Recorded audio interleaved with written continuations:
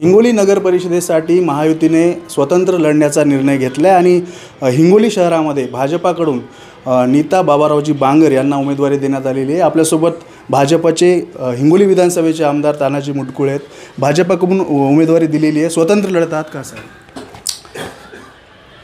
भारतीय जनता पार्टीचे सर्वच्या सर्व उमेदवार आम्ही आज भरलेले आहेत। नगराध्यक्षपदाच्या उमेदवार नीताताई बाबाराव बांगर यांचाही फॉर्म भरलेला आहे। 21 तारखेचा फॉर्म काढायची तारीख आहे, तोपर्यंत युतीची वाट असते। बरं, तुम्हाला असे वाटते का शक्यता आहे का युती होण्याची? शक्य अशक्य आमचे आदरणीय मुख्यमंत्री देवेंद्रजी जी गोष्ट अशक्य आहे ती करतात। बरं, कोणाचा काढला जाईल फॉर्म जर युती झाली तुमच्या तिघांची तर? तिन्ही आमदार 3 जागी।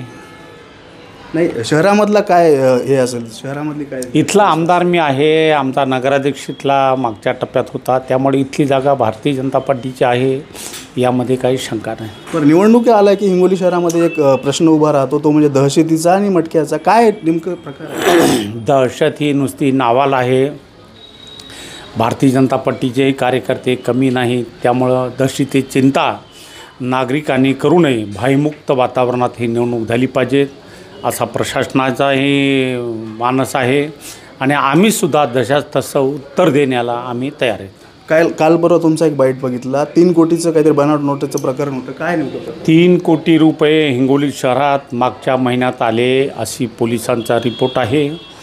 त्यामध्ये काही लोकांना त्यांनी अटकही केली आणि शिवसेनेच्या जिल्हाध्यक्ष युवा मोर्चाचा त्यालासुद्धा 2 दिवस पोलिसांनी कसून त्याची चौकशी केलेली आहे। त्यामुळे बनावट नोटीचा पर्दाफाश होणार आहे। त्याचबरोबर घायाळ नावाचा आंतरराष्ट्रीय गुन्हेगार याचे व्हिडिओ आम्ही टाकलेत आमदारासोबतचे, तेही त्याची चौकशी आम्ही वरिष्ठांवर लावलेली आहे। आणि खोट्या गोष्टीचा अपप्रचार करणारी ही माणसं की बाबा आणखी 77 कोटी रुपये रस्त्यासाठी येणार आहे, तर ते आम्ही प्रपोजल दाखल केलेलं आहे। आमच्याकडं मुख्यमंत्र्याची एन्डॉर्समेंट आहे, उपमुख्यमंत्र्याची एन्डॉर्समेंट आहे आणि तो प्रस्तावसुद्धा शासनाकडे गेलेला आहे। त्याचबरोबर या शहराला दरवर्षी मोठ्या प्रमाणात या शहराची वाढ होते, म्हणून आम्ही पॅरलल एक योजना गेल्या वर्षी मंजूर करून घेतली। त्यासाठी 87 कोटी रुपये शासनाला आम्हाला दिलेत। त्याचं कामसुद्धा सिद्धेश्वर धरणापर्यंत तिथं चालू आहे। शहरात 12 टक्क्या त्याचे काम चालू आहे, पाईपसुद्धा आलेले आहेत। त्यामुळं शहरातल्या लोकांचा पाण्याचा प्रश्न एप्रिल मेमध्ये पूर्णपणे मिटणार आहे। शिवसेनेचे जे आमदार आहेत संतोष बांगर यांनी पहिल्यापासूनच स्वतंत्र लढण्याचा नारा दिला होता आणि त्यांनी फॉर्म देखील त्यांच्या भाऊजाईचा भरलेला आहे, पण तुम्ही म्हणत आहात की 21 तारखेपर्यंत युती होऊ शकते। मग राष्ट्रवादीसोबत युती करणार आहात? कारण ते तर स्वतंत्र लढण्याची पहिल्यापासूनच भूमिका आहे। नाही, कदाचित संतोष बांगरला त्यांची नेतृत्वानं सांगितलं असेल की बाबा स्वतंत्र लढा म्हणून, त्यामुळे तो नेतृत्वाचा विषय आहे। स्वतंत्र लढायचं का युतीत लढायचं तो त्यांचा विषय आहे। बरं, महाविकास आघाडीचे 3 पक्ष एकत्र आलेत, तुम्ही स्वतंत्र लढताय सध्या तरी, कसं बघतं लढती करत? आम्ही लढणार, आम्हाला युती झाली तरी आम्ही लढणार, नाही झाली तर लढणार आणि 100% जिंकणार। का तर गेल्या 11 वर्षापासूनचा हिंगोली शहराचा विकास, इथं फक्त वाघिणीचं दूध दिलं नाही, आम्ही सगळ्या गोष्टी इथं केलेल्या आहेत। रस्ते केले, ड्रेनेज केलं, जागजागी सभागृह मोठमोठी बांधली, जलेश्वराचा आम्ही तलावाचं सुशोभीकरण केलं। छत्रपती शिवाजी महाराजांचा पुतळा आहे, आमच्या ज्या काळात बाबुरावजी बांगर अध्यक्ष झाल्यानंतर आम्ही तोही बसवला। इथं राहिलेलं काम कोणी सांगावं की हे काम राहिलं म्हणून, त्यामुळं आम्हाला तो विषय आमच्या मनात कधीच नाही।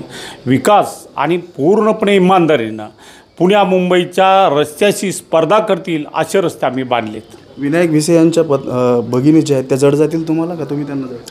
त्यांची आणि आमचीच लढत आहे। विनायक भिसे पाटलाचे जे त्यांचे उभाटाचे उमेदवार आहेत त्यांचीच आमची लढत आहे। या संतोष बांगरचा आणि हिंगोलीचा काहीच संबंध नाही।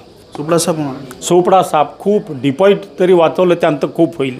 लोकांना हिंगोली शहरातली लोक ही शांतताप्रिय आहेत, त्यांना शांती आवश्यक आहे आणि शांती आम्ही दिलेली आहे। बाबुरावजी 5 वर्ष अध्यक्ष होते, त्या काळात आम्ही एक भानगड होऊ दिले नाही आणि मला तर 11 वर्ष झाली अशी बोर्ड दाखवायची कोणाची म्हणजे कोणी दाखवणार नाही अशी स्थिती आम्ही निर्माण केली। त्यामुळं आम्हाला भीती नाही काहीच। नक्कीच आपण पाहू शकतो हे होते हिंगोली विधानसभेचे भाजपचे आमदार तानाजी मुटकुळे आणि येणाऱ्या काळामध्ये हिंगोली नगर परिषदेवर भाजपचा झेंडा फडकेल अशी प्रतिक्रिया त्यांनी युवा क्रांती न्यूजशी बोलताना दिली. दिनेश कुलकर्णी, युवा क्रांती.